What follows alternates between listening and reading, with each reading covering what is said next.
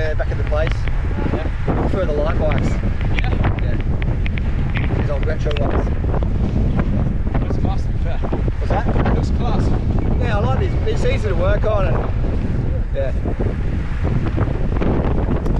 How do you know how the S works? Hey, everyone knows who you are. Just me. I saw you yesterday when you were waiting outside the tent.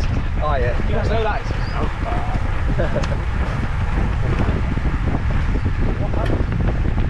When we were younger, it was like everyone used to like, I don't know, maybe 5 years ago we all fucking watched your like random like trolling videos. Yeah.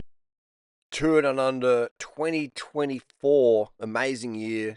Finally, we got the TDU back in full swing now. It feels like the spectators are coming out more and more.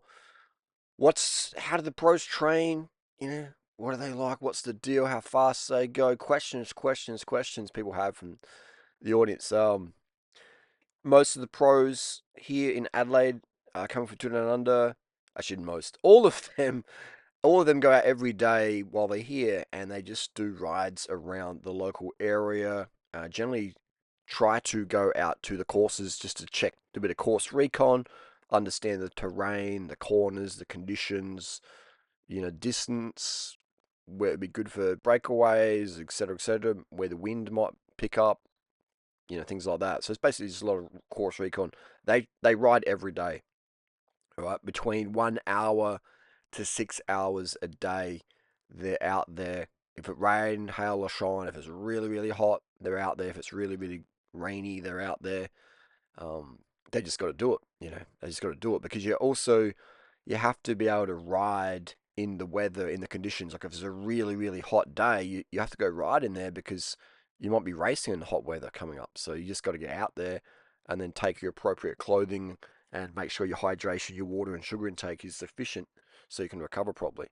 So that's just the deal. Like they got to go out there and train. They got to go out there regardless of the weather. Unless it's a tornado, they got to go out there and just get it done.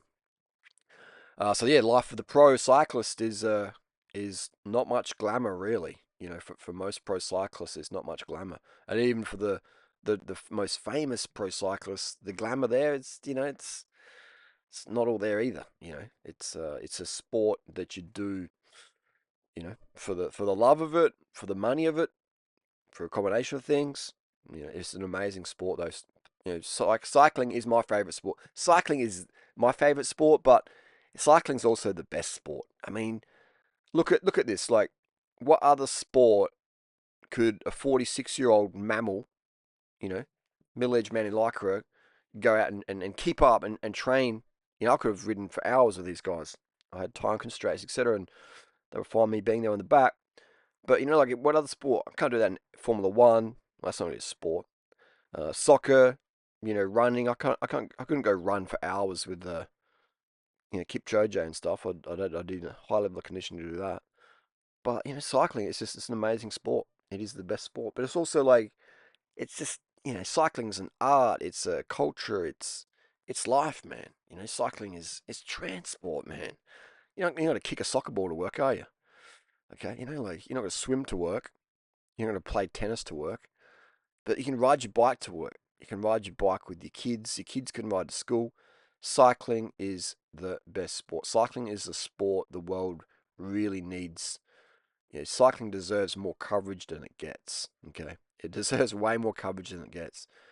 But anyway, that's how the pros train. They get out there every single day, rain, hail, or shine. If they've got an injury, they sort of cope with that. But excluding injuries, the pros are on their bike every single day, and many pros are on their bike every single day of the year.